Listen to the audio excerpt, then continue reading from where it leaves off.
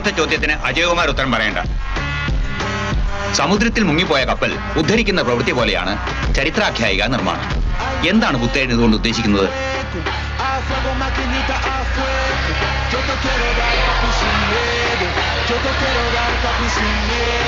മുരളീധരൻ,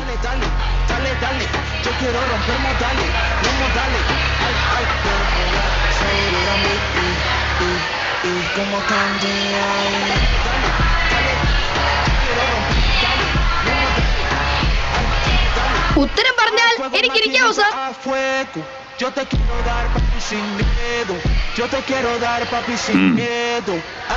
പുത്തേഴത്ത് രാമൻ മേനോൻ സമുദ്രമായി സങ്കല്പിച്ചിരിക്കുന്നത് നമ്മുടെ മറവിയെയാണ്. കപ്പൽ ഏതെങ്കിലും പ്രധാനപ്പെട്ട ചരിത്ര സംഭവമായിരിക്കും. ഒരു നല്ല ചരിത്ര നോവൽ എഴുത്തുകാരൻ പണ്ടെങ്ങോ നടന്ന ചില സംഭവങ്ങളെ ജനങ്ങളുടെ വിസ്മൃതിയാകുന്ന സമുദ്രാന്തർ ഭാഗത്തു നിന്ന് മനോധർമ്മമാകുന്ന യന്ത്രം കൊണ്ട് ഉയർത്തിയെടുത്ത് രസകരമായി